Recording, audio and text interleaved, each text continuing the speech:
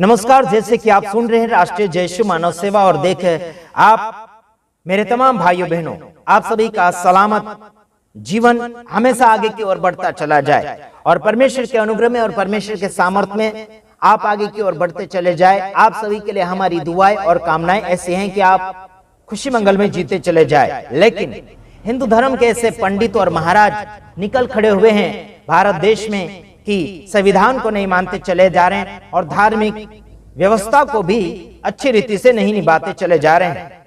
मैंने सुना है कि योगी जहां पर राजनीति कर रहे हैं उस राज्य में काफी गुंडागर्दी बढ़ती चली जा रही है। हालांकि एक पंडित ने गाय के बच्चे के साथ उसने बलात्कार किया और उसकी खबरें पता चल गया और वो गिरफ्तार भी हो गया। उस वीडियो को मैं सामने नहीं बता पाऊंगा क्योंकि कॉपीराइट लग रहा है, यानी कि गाइड स्ट्राइक लग रहा है। इसके वजह से मैं आपके सामने वो वीडियो रख नहीं सकता। हो सकता है उस व्यक्ति का फोटो मैं आपके सामने रखूंगा और आप समझ जाना है। और आपको अगर वीडियो चाहिए तो जरूर आप ऑनलाइन के ऊपर ढूंढ सकते हैं कि एक व्यक्ति ने गाय के बच्ची के साथ बलात्कार किया। हो सकता है तो मेरे चैनल के आगे पीछे या फिर डिस्कशन में आप जाकर देख सकते हैं। हो सके तो मैं डाल दूंगा, अगर आपको मिले तो जरूर देख लेना। ठीक है, मैं आपको बताना चाहता हूं कि हिंदू संगठन के लोग काफी ऐसे नारे लगाते हैं कि गाय हमारी माता है और गाय माता के खिलाफ में कोई भी व्यक्ति उंगली उठाएगा या फिर उसको कसाई के यहाँ बेचेगा या फिर उसको काट कर खाएगा तो उसके खिलाफ में हम एक्शन लेंगे करके काफी हमने वीडियो देखे थे। ऐसे हिंदू धर्म के कुछ भक्त, गाय के भक्त लोग, उन्होंने ये भी कहा था कि गाय हमारी माता है और सांड इनका बाप है, यानी कि बैल इनका बाप है।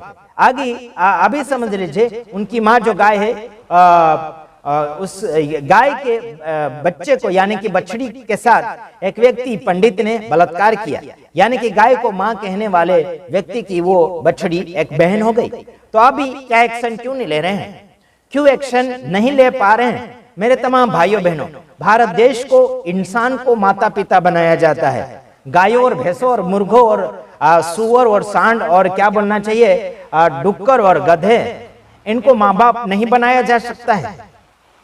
अगर आपके ये माता पिता है तो ऐसे कारनामे तुम्हारे ही धर्म में से या फिर आपके ही कुटुंब में से ऐसे कारनामे घिनौने हरकतें क्यों सामने आते चले जा रहे हैं? मध्य नजर आ रहा है जैसे कि मणिपुर के अंदर भी बलात्कार किया गया लड़कियों के साथ और उनको नंगा घुमाया गया रास्ते के ऊपर। ये कौन से धर्म के व्यक्ति है? मेरे तमाम भाइयों बहनों, इंसानों की रक्षा नहीं कर पाते हैं तो गायों और भैंसों को अपनी माता और अपनी चाची क्यों बना रहे हैं? मेरे तमाम भाइयों बहनों, मैं आपको बताना चाहता हूं, परमेश्वर का वचन आपको और मुझे इंसानियत के रूप में बनाया है। आपको और मुझे परमेश्वर ने मंदिर बनाया है।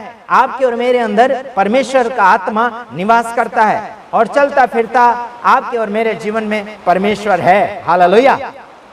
काफी लोग परमेश्वर के विरोध में काफी ऑब्जेक्शन के ऊपर ऑब्जेक्शन उठाते हैं। परमेश्वर कैसा है, उसका रंग रूप कैसा है, काफी लोग सवाल जवाब करते हैं। उसका जवाब मैं देना चाहता हूं। उसका ना ही तो कोई झाड़ का रूप है और ना ही गाय भैंस का रूप है और ना ही कोई इंसान का रूप है। समझ रहे कि नहीं समझ रहे? और ना ही कोई पानी का रूप है और ना ही कोई आग का रूप है और ना ही कोई हवा का रूप है।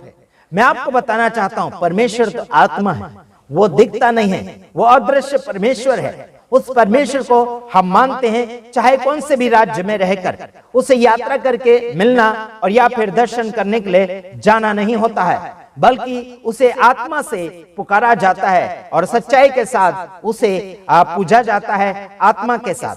बल्कि उसे अगरबत्ती या नारियल या फिर कोई भी प्रकार का काला पीला लाल कलर की आवश्यकता नहीं है ना। उसकी सेवा के लिए कोई भी जीव जानवर का भोग की उसे आवश्यकता नहीं, क्योंकि परमेश्वर का शरीर नहीं है, वो निराकार परमेश्वर है। उसका कोई भी आकार नहीं है, उसका कोई भी चेहरा रंग रूप नहीं है।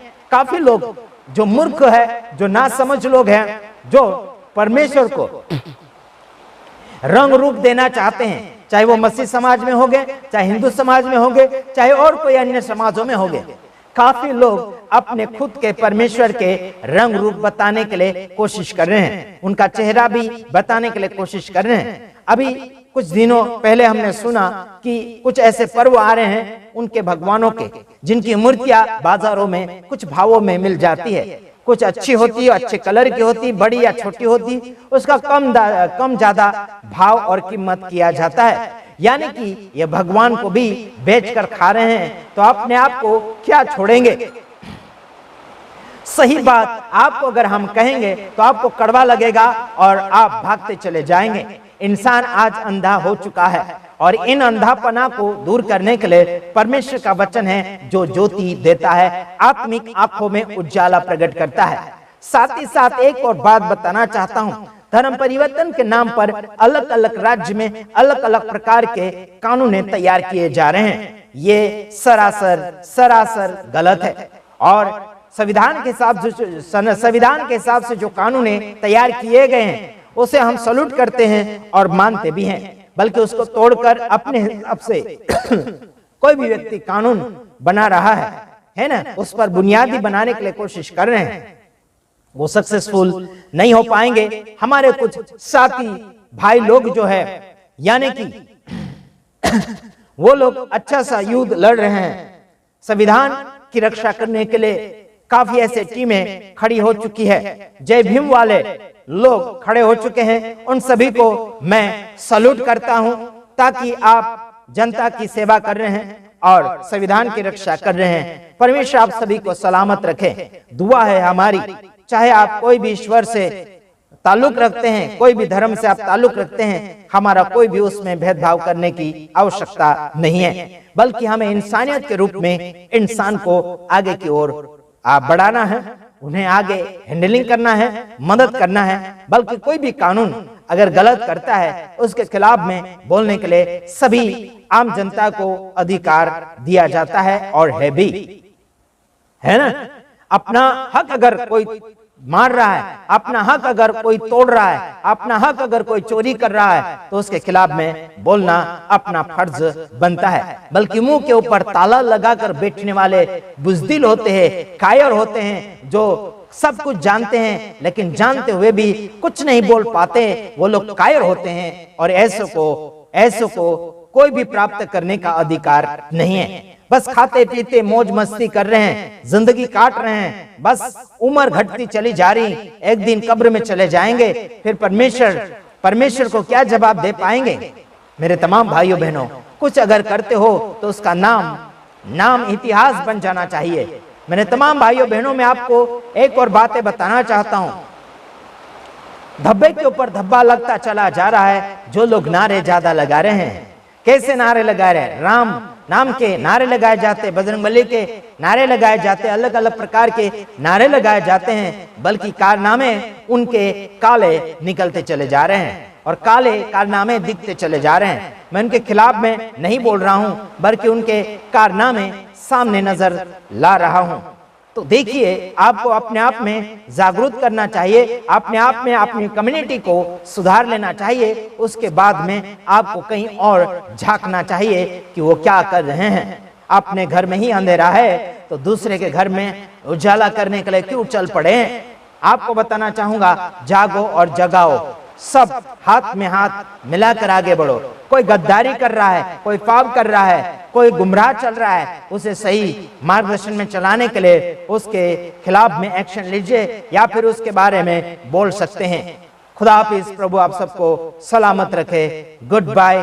दूसरे वीडियो में आएंगे, तब तक ले सलाम। आमीन।